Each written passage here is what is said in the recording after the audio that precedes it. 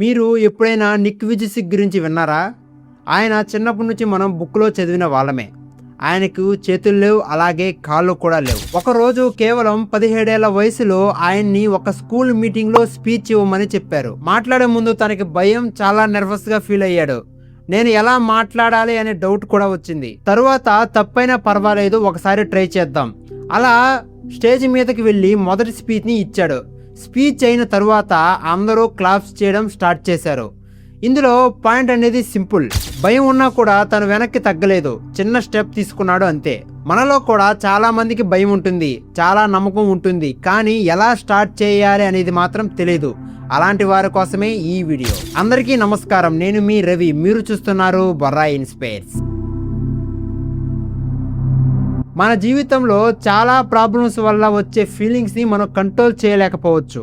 అది భయమైనా, ఆందోళనైనా, లేక కోపమైనా, ఆ ఫీలింగ్ రావడం అనేది సహజం. ఇలాంటి అనుభూతులను మనం కావాలని సృష్టించలేదు, అవి పరిస్థితుల వల్ల కలుగుతాయి. వాటిని మనం అనుభవించాలి అంతే. మనలో చాలా మందికి ఇలా జరుగుతుంది.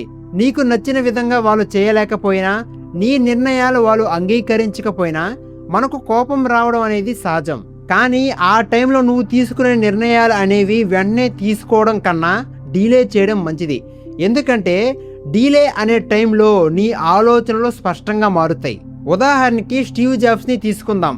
మొదట్లో ఆయన యాపిల్ కంపెనీలో ఓనర్షిప్గా ఉండేవాడు. బోర్డు అభిప్రాయాల వల్ల తనను తీసేయడం జరిగింది. ఆ టైంలో తను యాంగ్జైటీ కానీ రివెంజ్ తీసుకోవడం లాంటివి చేయలేదు. ఇకిగై అనే పుస్తకంలో కూడా ఒక అద్భుతమైన లైన్ ఉంది. మనకు ఏదన్నా ప్రాబ్లం ఉన్నా దానివల్ల కలిగే ఫీలింగ్ని మనం కంట్రోల్ చేయలేం, కానీ ఆ ఫీలింగ్ ఉన్నా కానీ మన యాక్షన్ని కంటిన్యూ చేయగలం. స్టీవ్ జాబ్స్ కూడా బయట వేరొక కంపెనీని స్థాపించాడు, దానిని సక్సెస్ కూడా చేశాడు. ఇక్కడ ఆయన నన్ను తీసేశారు కదా అనే ఫీలింగ్ వచ్చినా కూడా వేరొక కంపెనీని స్థాపించి సక్సెస్ చేసే యాక్షన్ని తీసుకున్నాడు. ఇలాంటి యాక్షన్ తీసుకోవడం వల్ల మన యొక్క గోల్ కానీ, మన యొక్క ఫోకస్ కానీ పెరుగుతాయి. మన జీవితంలో కూడా ఆఫీసులో మేనేజర్ మనకు అప్పచెప్పిన పనిని సరైన టైంలో చేయకపోతే తను మనపై కోపడటం, అరవటం లాంటివి చేయడం సహజం. దీనివల్ల నీకు వర్క్పై ఇంట్రెస్ట్ లేకపోవడం, జాబ్ మానేద్దాం అనే ఫీలింగ్ కలుగుతాయి.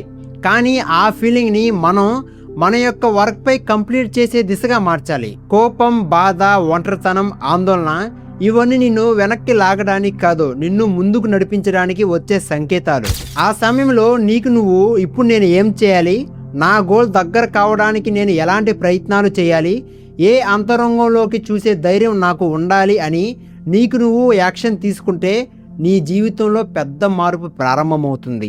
నేను నమ్ముతున్నాను ఈ వీడియో మీకు నచ్చిందని. మరిన్ని వీడియోస్ కోసం మన ఛానల్ని సబ్స్క్రైబ్ చేసుకోండి.